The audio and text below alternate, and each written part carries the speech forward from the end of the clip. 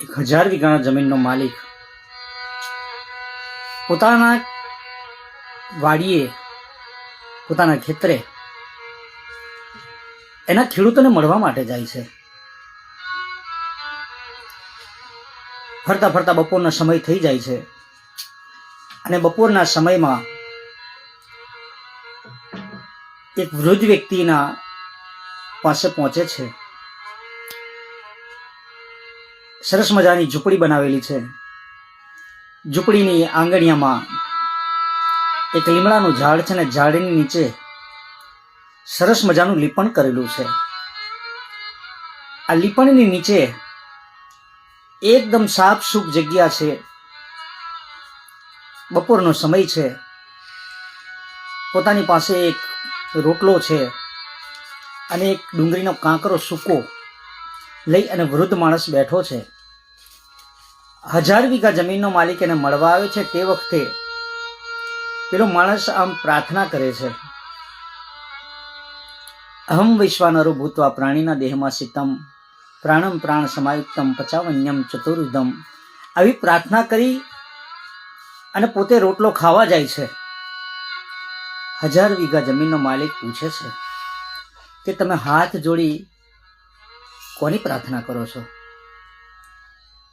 વૃદ્ધ માણસ એમ કહે છે કે જે ભગવાને આ અનાજ ઉગાડ્યું છે, 4 દાણા નાખ્યા પછી 400 બનાવ્યા છે, એને યાદ કરું છું અને ખાઉં છું.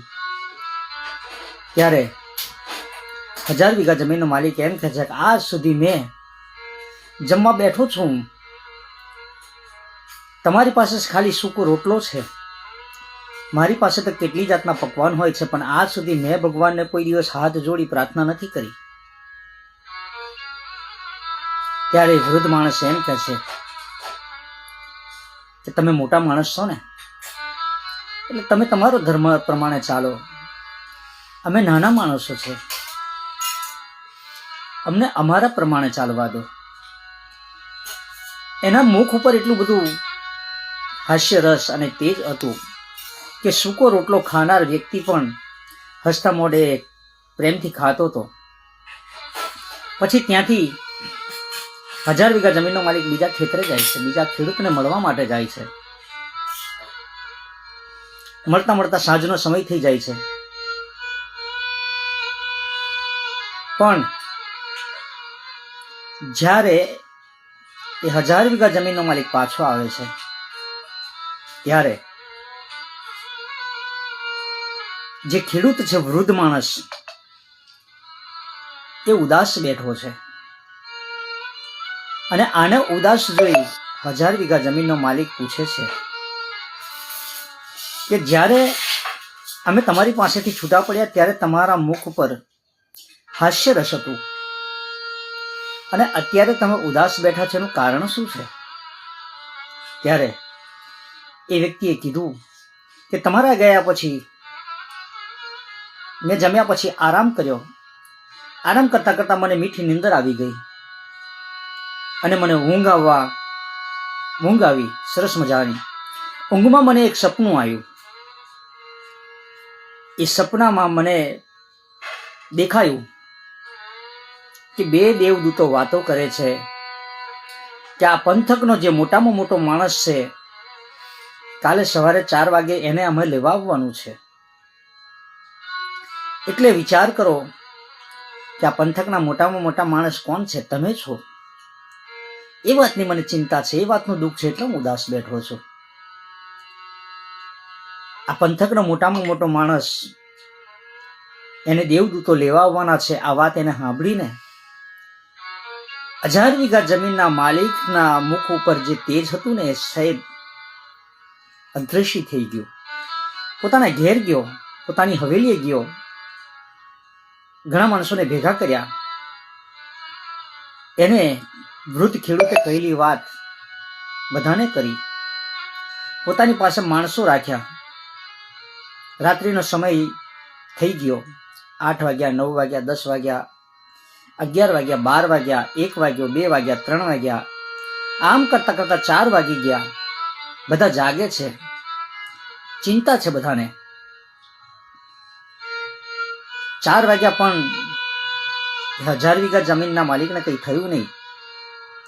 5 વાગ્યા, 6 વાગ્યા ને એમ કરતા કરતા સૂરજનારાયણના કિરણો ધરતીની માથે પડવા માંડ્યા. એટલે બધા માણસો વિચાર કરે છે કે પેલા વૃદ્ધ માણસને જે સપનું આવ્યું તે સપનું ખોટું પડ્યું છે, ચાલો એની પાસે આપણે જઈએ.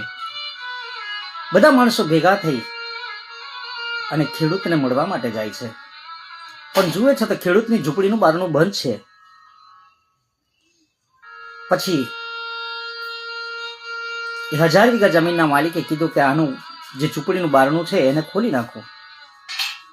ઝૂંપડીનું બારણું ખોલ્યું તો સાહેબ દ્રશ્ય તે એવું જોવા મળે છે કે જે વૃદ્ધ માણસ કાલે આગલે દિવસે સૂકો રોટલો લઈ અને બેઠો હતો, ભગવાનની પ્રાર્થના કરતો હતો, એ માણસ જ આ લોક છોડી અને પરલોકની યાત્રાએ સીધાઈ ગયો. દેવદૂતો 1000 વીઘા જમીનના માલિકને નહીં, પણ એ પંથકનો મોટામાં મોટો માણસ ભગવાનની પ્રાર્થના કરીને જે જમતો હતો ને એ હતો. દેવદૂતોની નજરમાં એ માણસ હતો. ત્યારે 1000 વીઘા જમીનના માલિકને ખબર પડે છે કે સંપત્તિ ભલે ગમે એટલી હોય પણ સંપત્તિ વાળો મોટો નથી, પણ ભગવાનનું જે સ્મરણ કરે છે, ભગવાનનું જે નામ લે છે, ભગવાનને યાદ કરીને જે જમે છે, ભગવાનને જે યાદ કરી ઉઠે છે, ભગવાનને યાદ કરીને જે ઊંઘે છે અને દરેક કામમાં ભગવાનને કેન્દ્રમાં રાખે છે, એ મોટો માણસ હોય છે. એ મોટો માણસ હોય છે. જય શ્રી